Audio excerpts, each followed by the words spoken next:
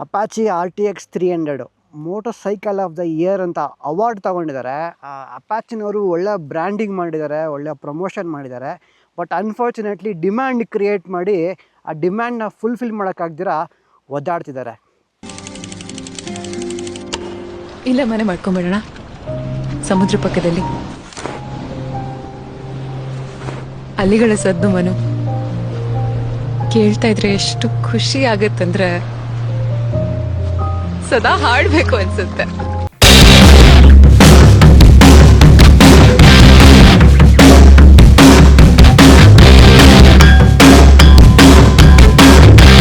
Apache RTX 300 motor cycle of the year ಅಂತ award ತೊಗೊಂಡಿದ್ದಾರೆ. ಅಪಾಚಿನವರು ಒಳ್ಳೆ branding ಮಾಡಿದ್ದಾರೆ, ಒಳ್ಳೆ ಪ್ರಮೋಷನ್ ಮಾಡಿದ್ದಾರೆ. ಬಟ್ ಅನ್ಫಾರ್ಚುನೇಟ್ಲಿ ಡಿಮ್ಯಾಂಡ್ ಕ್ರಿಯೇಟ್ ಮಾಡಿ ಆ ಡಿಮ್ಯಾಂಡ್ನ ಫುಲ್ಫಿಲ್ ಮಾಡೋಕ್ಕಾಗ್ದಿರ ಒದ್ದಾಡ್ತಿದ್ದಾರೆ. ಮತ್ತು ಈ ಒಂದು ವಿಡಿಯೋನಲ್ಲಿ ನಾವು ಇವತ್ತು ನಮ್ಮ ಅಪಾಚಿ RTX 300 ಬಗ್ಗೆ ಮಾತಾಡ್ತೀವಿ. ಪ್ರೋಸ್ ಬಗ್ಗೆ ಹೇಳ್ತೀವಿ, ಕಾನ್ಸ್ ಬಗ್ಗೆ ಹೇಳ್ತೀವಿ, ಅಕ್ಸರೀಸ್ ಏನು ಸಿಗುತ್ತೆ ಅಂತ ಹೇಳ್ತೀವಿ, ಬೈಕ್ ಜೊತೆಗೆ ಏನೇನು ಸಿಗಲ್ಲ ಅಂತ ಹೇಳ್ತೀವಿ. ಸೊ ಓವರಾಲ್ ಈ ಅಪಾಚಿ RTX ಬಗ್ಗೆ ನಾವು ಒಂದು ರಿವ್ಯೂ ವಿಡಿಯೋ ಮಾಡ್ತೀವಿ. ನನ್ನ ಒಂದು ವೀಡಿಯೋನ ಫಸ್ಟ್ ಟೈಮ್ ನೋಡ್ತಿದ್ರೆ ಇವಾಗಲೇ ನನ್ನ ಸಬ್ಸ್ಕ್ರೈಬ್ ಮಾಡ್ಕೊಬಿಡಿ, ಬೆಲ್ ಐಕಾನ್ ಒತ್ಬಿಡಿ. ಸೊ ಈ ಥರ ಮಲ್ಟಿಪಲ್ ವೀಡಿಯೋಸ್ ನಾನು ನೆಕ್ಸ್ಟ್ ಆಗ್ತಾ ಎಲ್ಲ ಥರ ಟೂರಿಂಗು ಮತ್ತು ಬೈಕ್ ರಿವ್ಯೂ ವೀಡಿಯೋಸು ಬರ್ತಾ ಇರುತ್ತೆ. ಫಸ್ಟ್ ಆಫ್ ಆಲು ಈ ಬೈಕು ಏನಕ್ಕಪ್ಪ ಇಷ್ಟೊಂದು ಫೇಮಸ್ ಆಯಿತು, ಎಲ್ಲರೂ ಮನೆ ಮಾತಾಯಿತು, ಎಲ್ಲ ಹುಡುಗರು ಬೈಕ್ ಬಗ್ಗೆ ಎಷ್ಟೊಂದು ಕೇಳ್ತಿದ್ದಾರೆ ಅಂತಂದರೆ, ಇದರ ಎಕ್ಸ್ ಶೋರೂಮ್ ಪ್ರೈಸ್ ಬಂದ್ಬಿಟ್ಟು 2,14,000. ಬೆಂಗಳೂರಲ್ಲಿ ಆನ್ ರೋಡ್ ಬೈಕು ತೊಗೋಬೇಕು ಅಂತಂದರೆ 2,74,000 ಆಗುತ್ತೆ. So with such a good looks and ಒಂದು ಒಳ್ಳೆಯ ವಿಚಾರ ಏನಪ್ಪ ಅಂತಂದರೆ 2,74,000ಗೆ ಇವ್ರು ಬಿಟ್ಟಿರೋವಂಥ ಫೀಚರ್ಸ್ ಬಗ್ಗೆ ಹೇಳ್ಕೊಬರ್ತೀನಿ ನಿಮಗೆ. ಈ ಒಂದು ಬೈಕಲ್ಲಿ 4 ಟೈಪ್ಸ್ ಆಫ್ ಡ್ರೈವಿಂಗ್ ಮೋಡ್ಸ್ ಬರುತ್ತೆ. ಒಂದು ಟೂರ್ ಮೋಡು, ಒಂದು rally mode, urban mode and rain mode. 4 types of driving mode ಸಿಗುತ್ತೆ. ಆ 4 ಟೈಪ್ಸ್ ಡ್ರೈವಿಂಗ್ ಮೋಡ್ನ ನೀವು ಇಲ್ಲೇ ಕಂಟ್ರೋಲ್ ಮಾಡ್ಕೋಬೋದು. ಅದ್ರ ಜೊತೆಗೆ ಬ್ಲೂಟೂತ್ ಕನೆಕ್ಟಿವಿಟಿ ಬರುತ್ತೆ. ನಮ್ಮ ಫೋನ್ನ ನಮ್ಮ ಜೋಬಲ್ಲಿ ಇಟ್ಕೊಂಡೆ, ಪಾಕೆಟಲ್ಲಿ ಇಟ್ಕೊಂಡೆ ಇದಕ್ಕೆ ಕನೆಕ್ಟ್ ಮಾಡಿಕೊಂಡು ನ್ಯಾವಿಗೇಷನ್ ಸಿಸ್ಟಮ್ನ ನಾವು ಮ್ಯಾನೇಜ್ ಮಾಡ್ಬೋದು. ಅದಲ್ಲದೆ ಕ್ರೂಸ್ ಕಂಟ್ರೋಲ್ ಆಪ್ಷನ್ ಕೊಟ್ಟಿದ್ದಾರೆ. ಕ್ರೂಸ್ ಕಂಟ್ರೋಲ್ ಯೂಸ್ ಮಾಡ್ಬೋದು. ಕ್ರೂಸ್ ಕಂಟ್ರೋಲ್ ನೀವು ಒಂದು 50 ಅಬೋವ್ ಸ್ಪೀಡ್ ಹೋದ್ಮೇಲೆ ಕ್ರೂಸ್ ಕಂಟ್ರೋಲ್ ಹಾಕ್ಬಿಟ್ರೆ ಸ್ಟೇಬಲಾಗಿ ಸ್ಪೀಡ್ ಮೇಂಟೈನ್ ಮಾಡ್ಕೊಂಡು ಹೋಗ್ತಾ ಇರುತ್ತೆ. ಜಸ್ಟ್ ನೀವು ಆಕ್ಸಿಲೇಟರ್ ಡೌನ್ ಮಾಡಿದ್ರೆ ಸಾಕು, ಇಲ್ಲ ಕ್ಲಚ್ ಹಿಡಿದ್ರೆ ಸಾಕು, ಇಲ್ಲ ಬ್ರೇಕ್ ಹಿಡಿದ್ರೆ ಸಾಕು, ಕ್ರೂಸ್ ಕಂಟ್ರೋಲು ಆಟೋಮೆಟಿಕ್ಕಾಗಿ ಆಫ್ ಆಗುತ್ತೆ. ಅದಲ್ಲದೆ ಸ್ಲಿಪ್ಪರ್ ಕ್ಲಚ್ ಆಪ್ಷನ್ ಕೊಟ್ಟಿದ್ದಾರೆ. ಸ್ಲಿಪ್ಪರ್ ಕ್ಲಚ್ಚು ಮತ್ತು ಕ್ವಿಕ್ ಶಿಫ್ಟರು, ನೀವು ಕ್ಲಚ್ ಹಿಡಿದಿರೇ ಗೇರ್ ಹಾಕ್ಬೋದು. ನೀವು ಯಾವುದೇ ಗೇರಲ್ಲಿದ್ದರೂ ಅಪ್ ಆ್ಯಂಡ್ ಡೌನ್ ಶಿಫ್ಟ್ ಮಾಡ್ಬೋದು ವಿತೌಟ್ ಯೂಸಿಂಗ್ ಕ್ಲಚ್ಚು. ನೀವು ಎಷ್ಟು ಸಲ ಬೇಕಾದ್ರೂ ಯೂಸ್ ಮಾಡ್ಬೋದು, ಕ್ಲಚ್ ಯೂಸ್ ಮಾಡ್ದಿರೇ ಗೇರ್ ಹಾಕ್ಬೋದು. ನಾನೇ ಕೇಳಿದ್ದೀನಿ ಶೋರೂಮ್ ಅವ್ರ ಹತ್ರ, ದೇ ಹ್ಯಾವ್ ಸೆಡ್ ಆರಾಮ್ಸೆ ಯೂಸ್ ಮಾಡಿ ಏನೂ ಆಗೋದಿಲ್ಲ. ನಿಮಗೆ ಫ್ರಂಟಲ್ಲಿ ನಿಮಗೆ 110/80 ಮತ್ತು ಬ್ಯಾಕಲ್ಲಿ ನಿಮಗೆ 150/70 ಟೈರ್ ಸೈಜ್ ಕೊಟ್ಟಿದ್ದಾರೆ. Pretty much good for any Indian roads. ಸಣ್ಣ ಪುಟ್ಟ ಟ್ರಯಲ್ಸ್ ಆಗಲಿ, ಇಲ್ಲ ಸ್ವಲ್ಪ ಎಕ್ಸ್ಟ್ರೀಮ್ ಟ್ರಯಲ್ ಆದ್ರೂ ನಿಮಗೆ ಒಳ್ಳೆ ಗ್ರಿಪ್ ಸಿಗುತ್ತೆ. ಟೈರ್ಸ್ ಎರಡು ಬಂದ್ಬಿಟ್ಟು TVS ಹೀರೋ ಗ್ರಿಪ್ ಅವ್ರದ್ದು. ಅಡ್ವಾನ್ಸ್ಡ್ ಫೀಚರ್ ಏನಪ್ಪ ಈ ಬೈಕಲ್ಲಿ ಅಂತಂದರೆ ಹೆಡ್ಲೈಟ್ ಅಡ್ಜಸ್ಟ್ಮೆಂಟು. ಹೆಡ್ಲೈಟ್ ಬ್ರೈಟ್ನೆಸ್ ನಿಮಗೆ ಸ್ಪೀಡ್ ಮೂಲಕ, ನಿಮ್ಮ ಆಕ್ಸಲೇಷನ್ ಮೂಲಕ ಅದೇ ಆಟೋಮೆಟಿಕ್ಕಾಗಿ ಅಡ್ಜಸ್ಟ್ ಆಗುತ್ತೆ. ಸೊ ನೀವು ಆಕ್ಸಿಲೇಷನ್ ಜಾಸ್ತಿ ಸ್ಪೀಡ್ ಹೋದ್ರಿ ಅಂದ್ಕೊಳ್ಳಿ, ಆಕ್ಸಿಲೇಷನ್ ಜಾಸ್ತಿ ಕೊಟ್ರಿ ಅಂದ್ಕೊಳ್ಳಿ, ಲೈಟ್ ಬ್ರೈಟ್ನೆಸ್ ಕೂಡ ಅದೇ ಥರ ಇನ್ಕ್ರೀಸ್ ಆಗುತ್ತೆ. ಇದರಲ್ಲಿ ಇನ್ನೊಂದು ಹೊಸ ಥರ ಯುನೀಕ್ ಟೆಕ್ನಾಲಜಿ ಯೂಸ್ ಮಾಡಿದ್ದಾರೆ. ಜನರಲಿ ಹೀಟ್ ಜನ್ರೇಟ್ ಆದರೆ ನಾವು ನಮ್ಮ ಬೇರೆ ಬೈಕ್ಸಲ್ಲೆಲ್ಲ ಇಲ್ಲಿ ಕಾಲು ಭಾಗಕ್ಕೆ ಹೊಡೆಯುತ್ತೆ. ಸೊ ಇಲ್ಲಿ ಏನು ಮಾಡಿದ್ದಾರೆ ಅಂತಂದರೆ ಹೀಟ್ನ ಹಿಂಗೆ ಮೇಲ್ಗಡೆ ಇಂಜಿನ್ ಮೇಲ್ಗಡೆಯಿಂದ ತೊಗೊಂಡು ಬಂದು ಕೆಳಗಡೆ ಹೋಗೋ ಥರ ಪ್ಲ್ಯಾನ್ ಮಾಡಿ ಹೀಟ್ ಡಿಸ್ಟ್ರಿಬ್ಯೂಷನ್ ಮಾಡಿದ್ದಾರೆ. ಬಟ್ ಅನ್ಫಾರ್ಚುನೇಟ್ಲಿ ನಾನು ಓಡಿಸ್ಬೇಕಾದ್ರೆ ನನಗೆ ಏನಪ್ಪ ಫೀಲ್ ಆಯಿತು ಅಂದರೆ, ನನಗಿಲ್ಲಿ ಈ ಭಾಗದಲ್ಲಿ ಇಂಜಿನ್ದು ಹೀಟು ಫೀಲ್ ಆಗ್ತಿದೆ. ಅದು ಸಿಟಿ ರೈಡ್ಸಲ್ಲಿ. ಹೈವೇಸಲ್ಲಿ ಓಕೆ, ಹೈವೇಸಲ್ಲಿ ತುಂಬ ವಿಂಡ್ ಬ್ಲಾಸ್ಟ್ ಇರುತ್ತೆ, ಆವಾಗಷ್ಟು ಫೀಲ್ ಆಗ್ತಾಯಿಲ್ಲ. ಬಟ್ ಸಿಟಿ ರೋಡ್ಸಲ್ಲಿ, ಸಣ್ಣ ಪುಟ್ಟ ರೋಡ್ಸ್ಗಳಲ್ಲಿ ತುಂಬ ಲೋವರ್ RPM ಸ್ಪೀಡ್ಸಲ್ಲಿ ಈ ಭಾಗದಲ್ಲಿ ನನಗೆ ತೊಡೆಗೆ ತುಂಬ ಹೀಟ್ ಫೀಲ್ ಆಗ್ತಿದೆ. ಇನ್ನು ನಾವು ಸೀಟ್ ಬಗ್ಗೆ ಹೇಳಬೇಕು ಅಂತಂದರೆ, ರೈಡರ್ಗಾಗಲಿ ಇಲ್ಲ ಪಿಲಿಯನ್ಗಾಗಲಿ ಇಬ್ಬರಿಗೂ ಕಂಫರ್ಟಬಲ್ ಸೀಟ್ ಇದೆ. ಫುಲ್ ವೈಡ್ ಕೊಟ್ಟಿದ್ದಾನೆ ರೈಡರ್ಗೆ ಮತ್ತು ಪಿಲಿಯನ್ಗೆ ಇಬ್ಬರಿಗೂ. ಸೊ ಹೈವೇ ರೈಡ್ಸಲ್ಲಿ ಪ್ರೆಟಿ ಕಂಫರ್ಟಬಲ್ ಆಗಿರುತ್ತೆ. ಇನ್ನೊಂದು ಮೇಜರ್ ಡ್ರಾಬ್ಯಾಕ್ ಏನಪ್ಪ ಅಂದರೆ, ಟ್ಯಾಂಕು ದೊಡ್ಡದಾಗಿ ಕೊಟ್ಟಿದ್ದಾನೆ, ಹೊಟ್ಟೆ ಚಿಕ್ಕದಾಗಿ ಕೊಟ್ಟಿದ್ದಾನೆ. ಕೆಪಾಸಿಟಿ 12.5 ಲೀಟರ್ಸ್ ಆಫ್ ಪೆಟ್ರೋಲ್ ಮಾತ್ರ ಇಡಿಸುತ್ತೆ. ಸೊ ಇದರಿಂದ ನಮ್ಮ ಬೈಕ್ದು ರೇಂಜ್ ಕಡಿಮೆ ಆಗುತ್ತೆ. ಬಟ್ ಆನ್ ಹೈವೇಸು ನಾನು ನೋಡಿರೋ ಪ್ರಕಾರ ಸೋಫಾರ್ ನಾನೊಂದು 270 ಓಡಿಸಿದ್ದೀನಿ. ಅದರಲ್ಲಿ ಒಂದು 29 to 30 ಆವ್ರೇಜ್ ಫ್ಯೂಲ್ ಎಕಾನಮಿ ತೋರಿಸ್ತೀನಿ ನನಗೆ. ನನ್ನ ಹೈಟ್ ಬಂದುಬಿಟ್ಟು 5.8 ಇದೆ. ನನಗೆ ಪ್ರಿಟಿ ಮಚ್ ಆರಾಮ್ಸೆ ನಾನು ಸ್ಯಾಡ್ಲ್ ಮಾಡ್ಬೋದು ಈ ಬೈಕಲ್ಲಿ. ಸ್ಟಾಕ್ ಹ್ಯಾಂಡ್ಲ್ ಬರಲ್ಲ, ಯಾವುದೇ ರೀತಿ ರೈಸರ್ಸ್ ಹಾಕ್ಸಿಲ್ಲ. ಆರಾಮಾಗಿ ನಾನು ಸ್ಯಾಡ್ಲ್ ನಿಂತ್ಕೊಂಡು ಸ್ಯಾಡ್ಲ್ ಮಾಡ್ಬೋದು. ಆಮೇಲೆ ಯಾವುದೇ ರೀತಿ ಸಣ್ಣ ಪುಟ್ಟ ಪಾಟ್ ಹೋಲ್ ಆಗಿರಲಿ ಇಲ್ಲ ಸ್ಪೀಡ್ ಬ್ರೇಕರ್ಸ್ ಆಗಿರಲಿ ಯಾವುದ್ರಲ್ಲೂ ಅಷ್ಟೇ ನನಗೆ ಇದು ಶಾಕ್ ಅಬ್ಸರ್ವ್ಸ್ ಕ್ವಾಲಿಟಿ ತುಂಬ ಇಷ್ಟ ಆಯಿತು ನನಗೆ. ಶಾಕ್ ಅಬ್ಸರ್ವರ್ಸು ಚೆನ್ನಾಗಿ ಅದು ಅಬ್ಸರ್ವ್ ಮಾಡ್ತಿದೆ. It's pretty much efficient. Trials ಮಾಡೋರಿಗೆ ಪ್ರಿಟಿ ಕಂಫರ್ಟಬಲ್ ಆಗಿದೆ.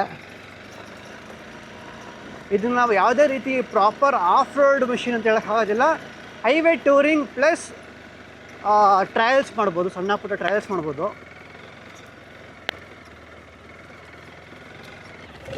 ಓ ಕ್ರೇಜಿ. ಸಣ್ಣ ಪುಟ್ಟ ಟ್ರಯಲ್ಸ್ ಮಾಡೋದಕ್ಕೆ ಯೂಸ್ ಮಾಡ್ಬೋದು. ಬಟ್ ಕಂಪ್ಲೀಟಾಗಿ ಆಫ್ ರೋಡಾಗಿ ಯೂಸ್ ಮಾಡ್ತೀನಿ ಅಂತಂದರೆ ಅಂಥವ್ರಿಗೆ ಇಟ್ಸ್ ನಾಟ್ ಸೂಟಬಲ್, ನನ್ನ ಒಪಿನಿಯನ್ ಅದು.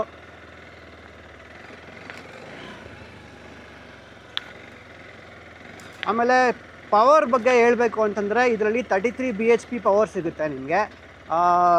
ಈಗಾಗಲೇ ಸಣ್ಣ ಅಂದರೆ below 200cc 150cc use ಮಾಡ್ತಿರೋರಿಗೆ upgrade ಮಾಡಬೇಕು ಅಂತಂದರೆ this is a very good option. But adventure 390, Himalayan 450 ಈ ಥರ ಬೈಕ್ಸ್ ಎಲ್ಲ ಇಟ್ಕೊಂಡು ಈ ಬೈಕ್ ತೊಗೋಬೇಕು ಅಂತಂದರೆ you might feel kind of low power ಅನಿಸುತ್ತೆ ನಿಮಗೆ. ಸ್ವಲ್ಪ ಇನಿಷಿಯಲ್ ಟಾರ್ಕ್ ಕಡಿಮೆ ಅನಿಸುತ್ತೆ. ಹೈವೇನಲ್ಲಿ ಹೋಗ್ತಾ ಸ್ವಲ್ಪ ಅಡ್ಜಸ್ಟ್ ಆಗುತ್ತೆ. ಬಟ್ ನಾನು 390 ಯೂಸ್ ಮಾಡೋದ್ರಿಂದ ನನಗೆ ಈ ಒಂದು ಪವರು ಸ್ವಲ್ಪ ಕಡಿಮೆನೇ ಅಂತ ಅನಿಸ್ತು ನನಗೆ. ಓ ಇನ್ನು ಈ ಒಂದು ಬೈಕ್ನ ಅಕ್ಸಸರೀಸ್ ಬಗ್ಗೆ ಹೇಳಬೇಕು ಅಂತಂದರೆ ನಿಮಗೆ ಈ ಅಕ್ಸಸರೀಸ್ ಶೀಟ್ಸಲ್ಲಿ ರೇರ್ ವ್ಯೂ ಮಿರರ್ಸು, ಈ ವಿಂಡ್ಶೀಲ್ಡ್ ಸ್ಟಾಕಲ್ಲೇ ಬರುತ್ತೆ. ಆಮೇಲೆ ಇದು ನಿಮಗೆ ಟಾಪ್ ರ್ಯಾಕ್ ಬಂದುಬಿಟ್ಟು ನಿಮಗೆ ಟಾಪ್ ಹ್ಯಾಂಡಲ್ ಮಾತ್ರ ಬರುತ್ತೆ. ಬೇಸ್ ಮಾಡಲ್ ತೊಗೊಂಡ್ರೆ ನಿಮಗೆ ಟಾಪ್ ರ್ಯಾಕ್ ಬರೋದಿಲ್ಲ, ಬರೀ ಈ ಗ್ರ್ಯಾಬ್ ಹ್ಯಾಂಡಲ್ ಮಾತ್ರ ಬರುತ್ತೆ. ಟಾಪ್ ರ್ಯಾಕು ನಾವು ಎಕ್ಸ್ಟ್ರಾ ಹಾಕ್ಸೋಕ್ಕಾಗುತ್ತೆ. ಸೊ ಇದರಲ್ಲಿ ಏನಪ್ಪ ಅಂದರು ಅದಂದರೆ ಇದು ಅಲ್ಯೂಮಿನಿಯಂ ಟಾಪ್ ರ್ಯಾಕು, ಇದರಲ್ಲೇ ಬಂದಿರೋದು ಟಾಪ್ ಹ್ಯಾಂಡಲ್ಲಿ. ನಾವು ಜಸ್ಟ್ ಟಾಪ್ ಬಾಕ್ಸ್ ರ್ಯಾಕ್ ತೊಗೊಂಡು ಬಂದುಬಿಟ್ಟು ಇದ್ರ ಮೇಲೆ ಇಟ್ಬಿಟ್ಟು ಪ್ಲೇಟ್ ತೊಗೊಂಡು ಬಂದು ಡೈರೆಕ್ಟ್ ಫಿಟ್ಟಿಂಗ್ ಮಾಡ್ಕೋಬೋದು. ನಕಲ್ ಗಾರ್ಡ್ಸು ಮತ್ತು ಫ್ರಂಟ್ ಫೆಂಡರು ತುಂಬ ಕಡೆ ಸ್ಟಾಕ್ ಇಲ್ಲ. ಬಟ್ ಅಪಾಚಿ RTX ಗಾಡಿದೇ ಫ್ರಂಟ್ ಫೆಂಡರು ಮತ್ತು ನಕಲ್ ಗಾರ್ಡ್ಸ್ ಸಿಗುತ್ತೆ. ಸ್ಟಾಕಲ್ಲೇ ನಮಗೆ ಈ ಬ್ಯಾಶ್ ಪ್ಲೇಟ್ ಕೊಟ್ಟಿದ್ದಾರೆ. ಸಣ್ಣ ಪುಟ್ಟ ಟ್ರಯಲ್ಸು, ನಾರ್ಮಲ್ ಟ್ರಯಲ್ಸ್ ಎಲ್ಲ ಮಾಡೋರಿಗೆ this is pretty much useful. Extreme trial ಮಾಡ್ತೀನಿ ಅನ್ನೋರಿಗೆ ಮಾತ್ರ ಅಲ್ಯೂಮಿನಿಯಂ ಬ್ಯಾಶ್ ಪ್ಲೇಟ್ಗೆ, ಆಫ್ಟರ್ ಮಾರ್ಕೆಟ್ ಬ್ಯಾಶ್ ಪ್ಲೇಟ್ಗೆ ಅಪ್ಗ್ರೇಡ್ ಮಾಡ್ಕೋಬೋದು. ಆಮೇಲೆ ಎಕ್ಸಾಸ್ಟ್ ನೋಟ್ ಬಗ್ಗೆ ಹೇಳಬೇಕು ಅಂತಂದರೆ ಎಕ್ಸಾಸ್ಟ್ ಯಾವ ಥರ ಬರುತ್ತೆ ಅಂತ ತೋರಿಸ್ತೀನಿ, ನಾಯ್ಸ್ ಹೆಂಗೆ ಬರುತ್ತೆ ಅಂತ ತೋರಿಸ್ತೀನಿ. ಆನ್ ಮಾಡಮ್ಮ.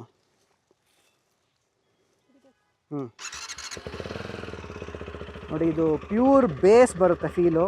ಹೆಂಗೆ ಬರುತ್ತೆ ತೋರಿಸ್ತೀನಿ.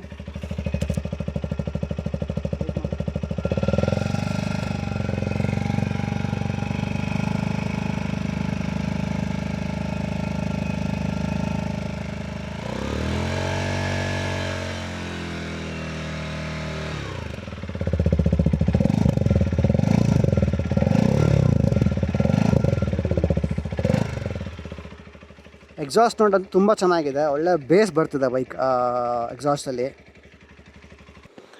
ಆಮೇಲೆ ಕೆಲವ್ರು ಕೇಳ್ತಾರೆ ಯಾವ ಹೈಟ್ ಇರೋರಿಗೆ ಈ ಬೈಕ್ ಕಂಫರ್ಟಬಲ್ ಆಗಿರುತ್ತೆ ಅಂತ. ನಾನು 5.8 ಇದ್ದೀನಿ. ಸೊ ನನ್ನ ಲೆಗ್ ಪೊಸಿಷನ್ ನೋಡ್ಬೋದು ನೀವು. ಒಂದು ಸೈಡ್ ಇಟ್ಕೋಬೇಕು ಅಂತಂದರೆ ಐ ಕ್ಯಾನ್ ಕಂಪ್ಲೀಟಾಗಿ ಫ್ಲ್ಯಾಟ್ ಫುಟ್ ಮಾಡ್ಬೋದು.